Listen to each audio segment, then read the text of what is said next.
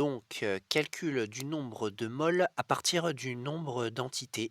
Donc il y a une formule qui est vue en seconde, bon qui est une formule de produit en croix, hein. Si on veut connaître le nombre de moles qu'il y a dans une certain échantillon, eh bien, on prend le nombre d'entités qu'il y a dans cet échantillon, c'est-à-dire le nombre soit d'atomes, soit de molécules, soit d'ions qu'il y a dans cet échantillon. Bon, attention, il faut uniquement qu'il y ait juste le nombre d'entités d'une espèce bien déterminée. Et donc, ensuite, on divise par le nombre d'Avogadro. Donc, le nombre d'entités, c'est 100 unités, c'est juste un nombre. Le nombre d'Avogadro, c'est en mol moins un. Donc en fait, c'est le nombre de d'entités qu'il y a dans une mole. Et donc, ça nous permet de trouver le nombre de moles qui est exprimé en mol. Et donc, le nombre d'Avogadro, c'est une constante qui est environ égale à 6,02 fois 10 puissance 23 mol moins un. Ça a été décidé qu'une mole, ça a été décidé il y a très longtemps qu'une mole d'une certaine entité, ça contient toujours 6,02 fois 10 puissance 23 entités. Donc, imaginons un exemple. On demande combien il y a de moles dans un échantillon de 3,011 fois 10 puissance 23 atomes de carbone. C'est-à-dire qu'on a ce nombre-là d'atomes de carbone, on veut savoir combien de moles cela correspond. Eh bien, on va utiliser la formule n égale grand N, c'est-à-dire le nombre d'entités sur le nombre d'Avogadro, égale, on remplace donc le nombre d'entités, ils nous l'ont donné dans l'énoncé, c'est 3,011 fois 10 puissance 23. Et le nombre d'Avogadro, c'est toujours la même constante, 6,02 fois 10 puissance 23. On voit qu'on peut simplifier 10 puissance 23 en haut et en bas, donc on va le faire. Et il va nous rester 3,011 sur 6,02 égale. Donc c'est là que on prend la calculatrice, on voit que ça va à peu près faire un demi. 3,011 divisé par 6,02. Donc ça nous donne, donc bien sûr on fait attention au nombre de chiffres significatifs. Ici il y en a 4, ici il y en a 3. Donc normalement le résultat doit en avoir 3. Et si on met 3 chiffres significatifs, ça fait 0,50 et encore 0. Donc voilà 3 chiffres significatifs et on est en mol. Bon, on l'écrit pas en écriture scientifique puisque le nombre n'est pas soit trop petit, soit trop grand. Donc ça nous donne 0,500 mol de carbone. Voilà. Donc c'est ce que représente 3,011 fois 10 puissance 23 atomes de carbone, juste une demi-mol, 0,5 mol. Donc ensuite, on regarde le 2. Donc un patient reçoit 0,02 mol de molécules de glucose de formule C6H12O6 par perfusion. Petit a, calculer le nombre de molécules de glucose administrées. Donc petit a, donc nous on nous donne le nombre de moles. Et donc la formule nous permet aussi de trouver le nombre d'entités, grand N. Donc on reprend la formule, petit n est égal à grand N sur NA, mais nous, on veut pas petit n parce qu'on l'a déjà, on veut grand N le nombre d'entités.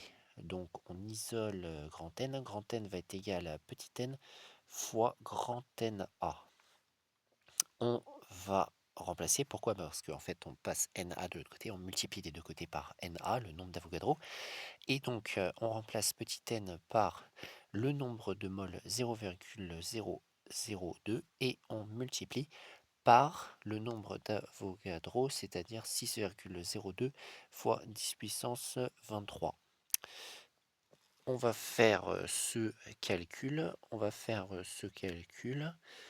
Donc on peut éventuellement le faire sans calculatrice parce que 2 fois 6,02, ça nous donne 12,04 fois, et donc ici on a 0,001 qui est égal à 10 puissance moins 3. Si on multiplie par 10 puissance 23, ça fait 10 puissance 23 moins 3 qui donne 10 puissance 20. Et maintenant on remet en notation scientifique parce que là on doit le faire. Ça fait 1,204 fois 10 puissance 21. il y avait 2 chiffres significatifs ici et ici 3 chiffres significatifs, donc si on respecte le nombre de chiffres significatifs, on doit en laisser que un, malheureusement. Donc du coup, eh ben, on va juste laisser un seul chiffre significatif, donc c'est-à-dire que je laisse juste le 1 en faisant attention, en arrondissant, à partir du nombre qui est juste après, mais ici c'est un 2, donc on arrondit en dessous, donc ça fait 1 fois 10 puissance 21. 1 fois 10 puissance 21 molécules de glucose. Voilà.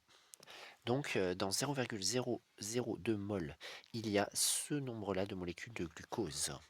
Maintenant, si on passe au petit b, déterminer le nombre total d'atomes présents dans cette dose. Donc c'est-à-dire qu'on veut savoir dans cette dose combien il y a d'atomes. Nous, on sait qu'il y a 10 puissance 21 molécules de glucose, mais par rapport aux atomes, combien est-ce qu'il va y en avoir? Bah, en fait, ce qu'il faut regarder, c'est combien il y a d'atomes dans une molécule de glucose. Il y a d'après la formule, il y a 6 carbones, il y a 12 hydrogènes et il y a 6 oxygènes, ce qui fait 24 atomes. Donc on peut dire, une molécule une molécule de, glucose une molécule de glucose, contient, 24 atomes, 24 atomes tout court. De différents types, mais on a 6 carbones, 12 hydrogènes, 6 oxygènes. D'accord? Donc du coup, c'est juste un produit en croix à faire. Donc, si j'ai 1 fois 10 puissance 21 molécules de glucose, euh, contient, contiennent, contiennent 24 fois plus. 24 fois 1 fois 10 puissance 21 atomes, atomes, point. Donc, si on écrit en notation scientifique, ça va nous faire 2,4 fois 10 puissance 22 atomes. Voilà. Donc, dans 0,002 mol de molécules de glucose, il y a 2,4 fois 10 puissance 22 atomes, tout atome confondu, c'est-à-dire les carbones, les hydrogènes et les oxygènes. Donc voilà comment déterminer le nombre de moles en utilisant la formule à partir du nombre d'Avogadro et du nombre d'entités.